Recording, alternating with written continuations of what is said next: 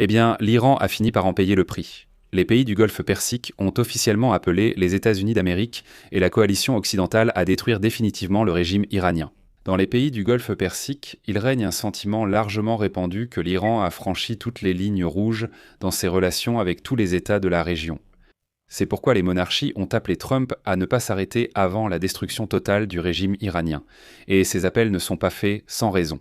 Les analystes ont calculé que les banques des pays du Golfe Persique, qui ont fait preuve de résilience depuis le début de la guerre au Moyen-Orient, pourraient en faire face à une fuite de dépôts d'un montant total de plus de 300 milliards de dollars. Au même moment, l'Arabie saoudite, les Émirats arabes unis et le Qatar subissent déjà d'énormes pertes, car ils sont obligés d'arrêter l'extraction de pétrole et de gaz. Mais les États-Unis, dans cette situation, s'en sortent plutôt bien, pas de façon linéaire.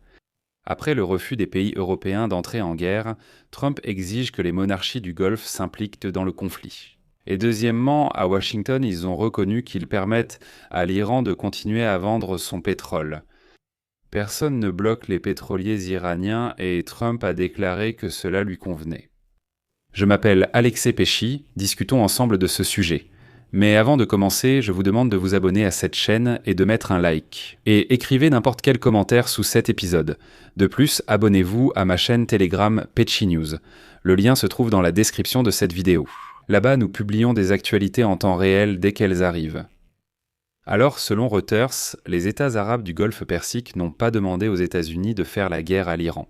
Cependant, beaucoup d'entre eux insistent maintenant pour que Washington ne s'arrête pas à mi-chemin et qu'il empêche enfin la République islamique de menacer à l'avenir les principales artères de transport et les économies des monarchies qui en dépendent.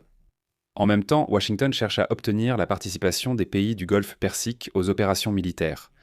Selon des sources, le président Donald Trump souhaite obtenir le soutien à la campagne militaire dans la région afin de renforcer sa légitimité internationale, y compris aux yeux des électeurs américains qui s'apprêtent à voter aux élections législatives de mi-mandat.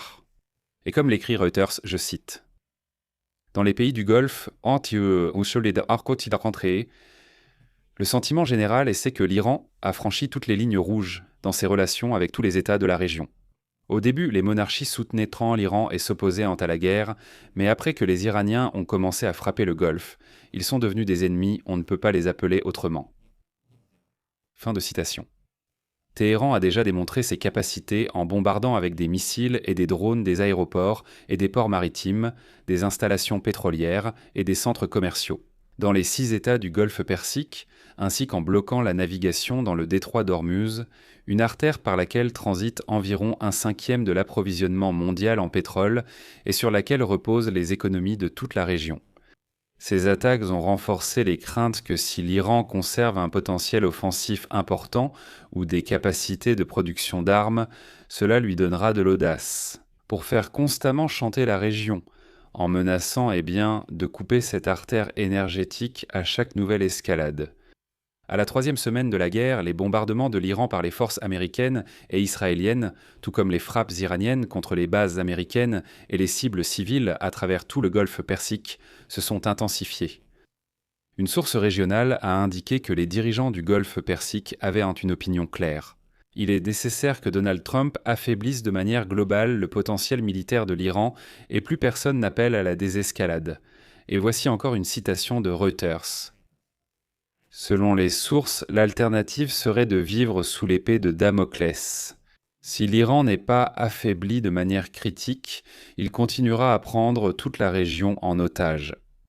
Et il est important de noter ici que le ministre de la Défense des États-Unis, Pete Hegseth, a déclaré dès la semaine dernière que les partenaires de Washington dans le Golfe Persique étaient un an prêts à passer de la défense à des actions actives et coopérer déjà avec les États-Unis dans le domaine de la défense aérienne collective et intégrée.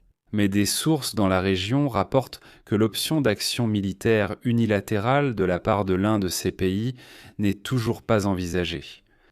Seule une intervention collective est envisagée, ce qui permettrait d'éviter des frappes de représailles contre des États individuels. Si l'on doit faire la guerre à l'Iran, ce sera tous ensemble. Et c'est là que la situation devient étrange, car il semblerait que ce soit le moment idéal pour les pays du Golfe Persique de s'unir. Mais les 6 membres du Conseil de coopération du Golfe, à savoir Bahreïn, Koweït, Qatar, Arabie Saoudite, Oman et les Émirats arabes unis n'ont pour l'instant tenu qu'une seule visioconférence sur la question d'une éventuelle entrée en guerre.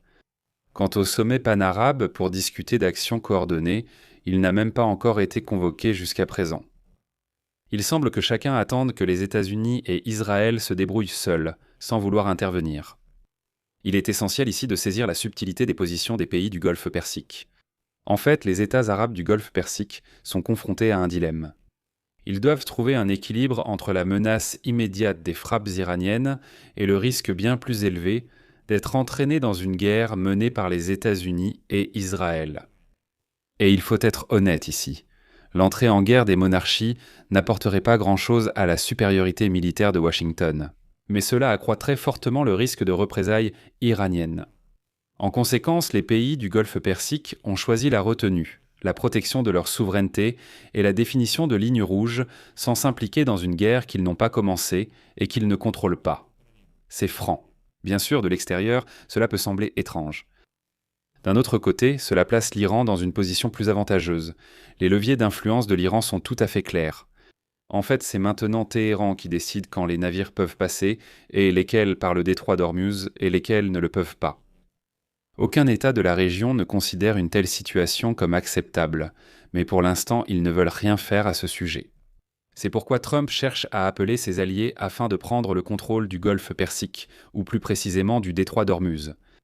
Mais maintenant, puisque l'Iran a démontré sa capacité à bloquer le détroit d'Ormuz, les pays du Golfe Persique font face à une menace fondamentalement différente. Autrement dit, si Trump n'arrive pas à résoudre ce problème, le danger restera à long terme et, excusez-moi, il ne sera plus possible de simplement attendre que ça passe. Quant aux pays du Golfe Persique, ils peuvent faire l'impensable sans entrer en guerre. Il faut reconnaître ici que toute l'économie mondiale dépend du pétrole et du gaz des pays du Golfe Persique, mais la majeure partie de ces livraisons part tout de même vers l'Est.